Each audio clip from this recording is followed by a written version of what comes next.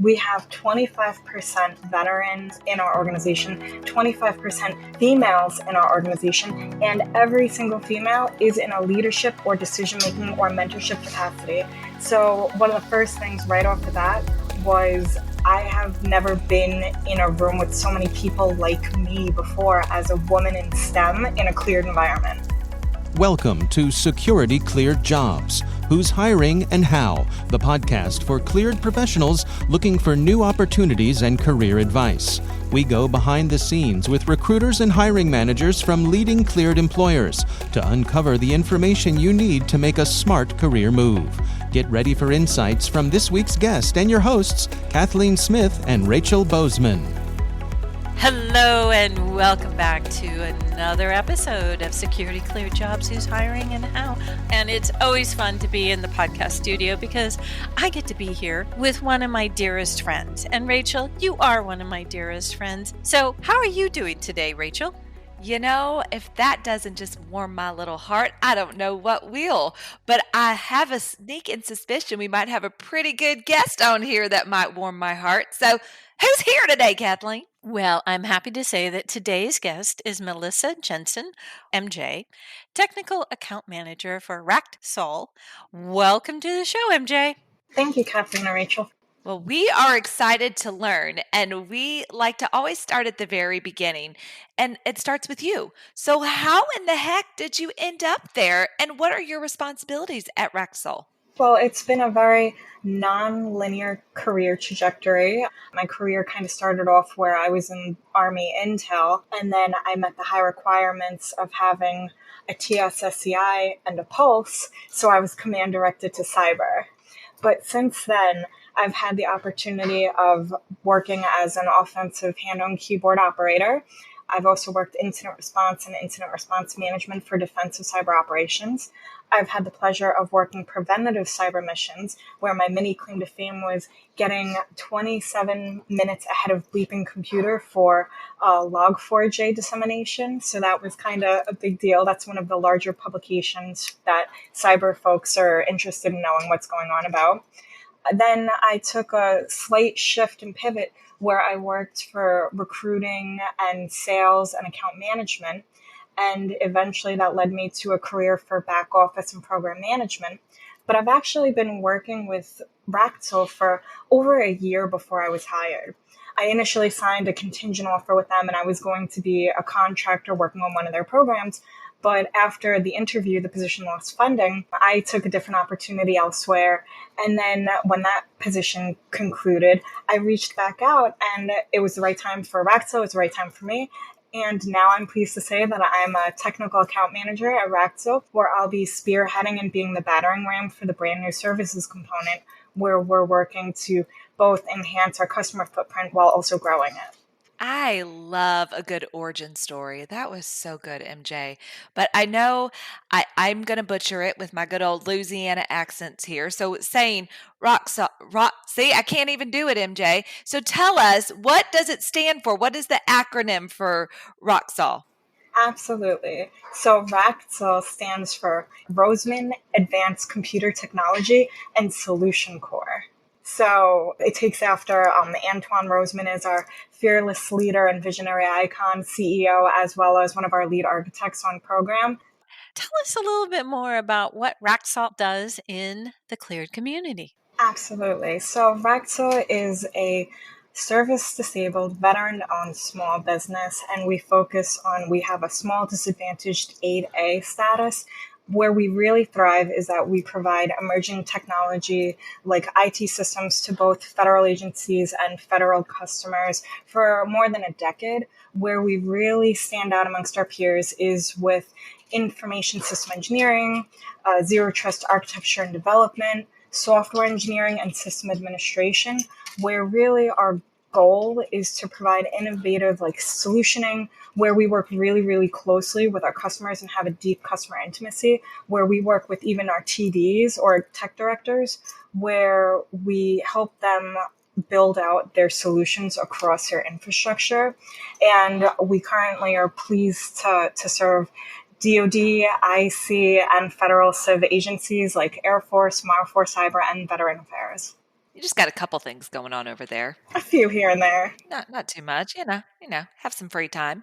So tell us a little bit more about the types of security cleared jobs, or kind of what are those job titles, and where are they located, MJ? Because they're going to want to know that too. Just give it all to them. Just tell the people what they want. Perfect. So currently we have system admin positions open, ISSO, ISSE, ISSM, like informational security operations, software engineering and system engineering roles available. But we're always open on the market looking for anyone that works with system integration, network design and maintenance, storage, architecture, data scientists. So pretty much if there's a position that touches IT in an intimate way, we want to have a conversation with you. And currently our biggest footprint is located in the DMV area, that's District of Columbia, Maryland, and Virginia, where we predominantly focus out of the Fort Meade and on-campus local areas, but we also have new business relationships starting in the San Antonio region in Texas, and we're closely zooming in on Augusta, Georgia, where there's the Cyber Center of Excellence, and we currently have open roles in both Tampa and Doral, Florida, supporting one of our government entities down in the Florida area as well. So, since most of your positions, many of your positions, I think all of your positions, require polygraphs, and we know it's going to be skiff work, but what do you do to offer a little flexibility? I mean, I know this has been a sort of topic for a lot of people that, we get a little worn down being in the skiff so much. So, what does RACTSOL do to help people who are in the skiff all the time but need a little bit of flexibility? As a fellow skiff survivor myself, I completely understand the daily grind of walking into a windowless environment for hours on end.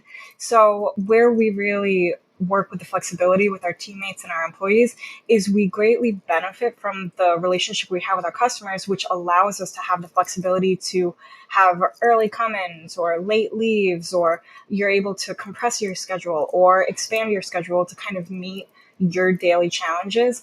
Another effort that we've recently just developed is we implemented a new policy for lifestyle leave, which directly impacts some of our newest employees that may not have enough time to rebuild accrued PTO or earned leave over time, where we provide a certain amount of allotted time off for birth of a child, adoption of a child, foster of a child. And it's not just solely focused on children aspects, but we've broadened our horizons where we can use this allotted amount of leave to really address any sort of life-altering events that turn up that don't necessarily have like a line and item number, similar to like a billable hour.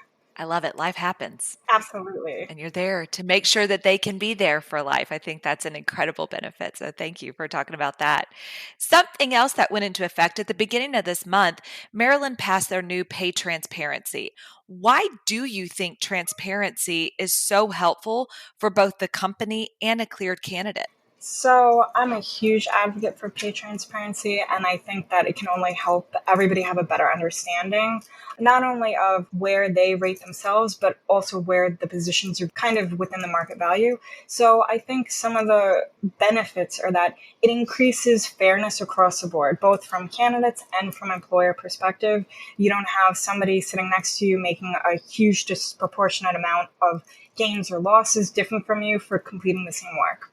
Additionally, I think it really truly empowers the job seeker above all. And because of the cleared nature of our work and because of the touch points that we have with a lot of transitioning veterans, there's so many times where veterans just don't have the background in understanding salary negotiations or what that really all adds up to. So it will help transitioning service members when they realize, oh, I'm not getting BAH, which is housing, or BAS, which is sustenance. And all of these additional price points are going to add up. So what is the salary that I should be looking at to maintain my quality of life? It also reduces negotiation stress because, to be honest, it's a very personal subject. I always advocate in the game of chutes and ladders, you always want to climb that ladder and never slide down that chute. So it kind of just helps the candidate put in perspective for the amount of work they're willing to contribute to the role, what they would be valued at. And then I also think ultimately from a market standpoint, it really allows us to show that transparency and show that willingness to go above and beyond and advocate for the candidates to be at the market rate and not try to lowball them or not try to undersell them. Totally awesome. Love that. And love the passion that I can feel behind you. Our listeners can't see you, but you're just like really excited about this. So I think that's absolutely wonderful. So, MJ, I love that the description of your company is small but mighty. Share with us a little bit about the company culture. I see the gaming chair in the background. You've talked about sort of competitions and things like that. What makes RACTSOL a good place to work? Honestly, the small but mighty aspect is really near and dear to my heart. Being about 20 people total, we have 25% veterans in our organization, 25% females in our organization, and every single female is in a leadership or decision making or mentorship capacity. So, one of the first things right off the bat was I have never been in a room with so many people like me before as a woman in STEM in a cleared environment. So that's a number one sure ringer. But there's so much more that RACTSOL truly has to offer. We have, in addition to our mission statement, we also have a culture statement, which is HOPE, which stands for helping other people everywhere. And it's not often that companies have what I would call a culture statement. And the way that we strive to achieve this goal is with a huge volunteer component where for every hour worked as a volunteer, employees are able to earn either cash or PTO awards from it. One of the most recent events that we have is STEM CX, which is a small cyber educational organization focusing on underprivileged students in the Baltimore area. We this month just had a supply drive for BARCS, which is Baltimore Animal Rescue and Care Shelter. So we have scholarships that we're currently soliciting for candidates to write essays for, so we can give them a little bonus here and there, and we want to invite them to our holiday party. We plan on having a sponsoring of a family in need. We do toy drives, and we do like 5Ks. We also donate to the Ronald McDonald Volunteer House. And just in general, we're always finding ways to do drives, whether those are back to school drives or pet drives. I think that that really sets us apart in ways because it's not often that a small company that is so lean with our margins goes out of their way so dedicatedly to support the local community. Wow. Oh, that's exciting. So amazing. Love it. But wait, there's more. There's more. So that's just what we do for the greater community. Now, what we do for ourselves is we have at least one monthly event where, with a small company, you would think that it would be hard to get a lot of us out to gather, but we have at least a monthly happy hour. We've done camping, crab feasts, axe throwing. We've gone to the Shogun MMA fights in the live casino. We've done baseball games, escape rooms, and our mini claim to fame is our annual holiday party where we just really all the bells and whistles. But other ways that we really focus on our employment development is with our career advancement and tuition reimbursement program. We've just upped the ante from 5K to about 6K, and this applies to any sort of conferences, courses, training materials, and it's really what we try to establish by fostering positive, inquisitive, and a curiosity culture that really we do the best that we can to complement your training and growth. So if we can come up with a reasonable justification for you to learn something that may not directly correlate with your skill set, but it's something you want to do, the likelihood that it happens is very high here. And one of the ways we do that is with an internal platform. We call it RISE, the RACTSOL Innovation Sandbox Environment. So for all the techies in the room, it's really just a real world customizable place where we can play, break, model, emulate, and destroy tools, and also look for curious new ways to use tools to reintroduce to our customer base. So finally, the last thing that I definitely want to brag about, on top of education, on top of monthly gatherings, on top of volunteerism, is this company is definitely family first. Family always comes first. And that's one of the reasons for the new push for the lifestyle leave policy we already went over. And we're always looking for different ways to give back to our employees. I find that it's incredibly refreshing. I don't know if it has something to do with having so many female decision makers in the room, but that might be something to it. I've been thrilled working here. The family first environment is definitely refreshing in a world where so many billable hours tend to either make or break. That's kind of RACTSOL culture in a nutshell. Love to hear the enthusiasm and just be able to really give the spirit of the organization. And you talked about, kind of how you're advocating out there in the community and doing different things. But I know something else that is wildly important there is just advocating for your candidates. And this is something you take really, really to heart. So tell us a little bit more about how you're out there advocating for the candidates who haven't, signed that official paperwork yet that said they're part of the team. How are you advocating for them?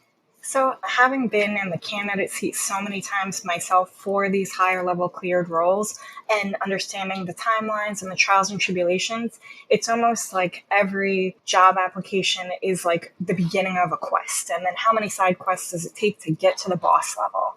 So, what I try to do to advocate for the candidates is I really, by understanding the frustrations and anxieties that go hand in hand with every step of the process, I try to be as transparent as possible with next steps or communication cadence or just so they understand the steps of the process. But what I really strive to do is turn every basic pre-screen call or introductory call, even if this is a candidate that does not necessarily apply to my roles, I try to use it as a mentorship call or something that I can give back to the candidates with. And being that I work so closely with a lot of transitioning veterans, I answer questions they may have about their clearance or contracting in general or the landscape or even real estate somebody's asked me about just within the local area and the transition from boots to suits as opposed to something that I can't necessarily explain to people that haven't been in the seat that I've been in. I'm so thrilled that you said boots to suits. So we're talking about job search tips for general cleared community professionals. So those who want to get into cyber and such like that. So first, what is a general job search tip for cleared job seekers? Even if you don't meet the requirements in full, say you're at a 50 to 60%, apply to it anyway. But also do your research, find somebody within that organization and informational interview them. That's not interviewing them to ask for a job. That's interviewing to learn what it is that they do. Because so many transitioning veterans come from senior leadership type roles and they want to be a program manager or a project manager. But them being in charge of a platoon, squadron, company is very, very different than the lateral shift of having scrum rushes or filling in with the different policies and postures for both security, efficiency, camaraderie. And it's just a different type of environment. So I would say learn as much as you can by having real live conversations with people, whether that's virtual, in person, but really don't hold back on taking every opportunity to informational interview, which doesn't necessarily sound like it's getting you the job, but just by arming yourself with that information earlier on and being able to ruminate and think on it, help you learn what you like and more importantly, what you don't like about career trajectory. Is there anything as a female veteran that you found different in the transition process? I often encourage my female candidates to apply to jobs that they may not think they're qualified for, to ask for higher salaries than they would have expected, and to really challenge themselves to shatter their own imposter syndrome and their own glass ceiling.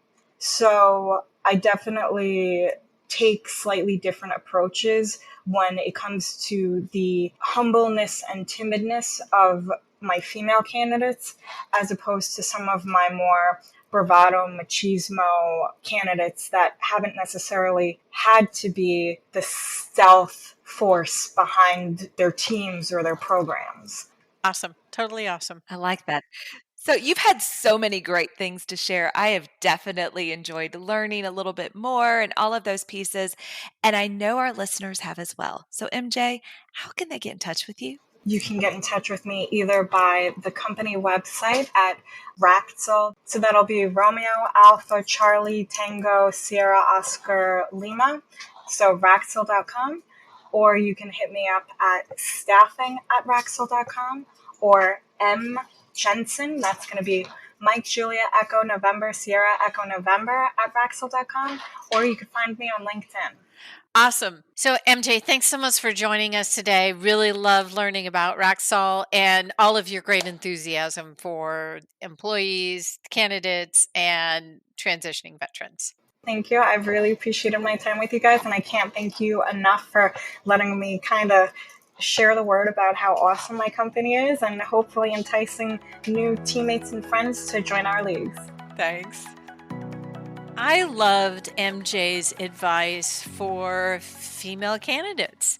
We haven't really heard that much on the podcast, and it still is something that we need to do. We need to break our own glass ceilings. We need to really sort of apply for those jobs that we may not feel that we're fully qualified for. There's actually statistics out there that men will apply for jobs that they're only qualified for 50%, and women will only do it if it's 90%. So good for MJ on bringing that up. Rachel, what was good for you? You stole my words, Kathleen. That's what I'm trying to say here. You Sorry. stole my words.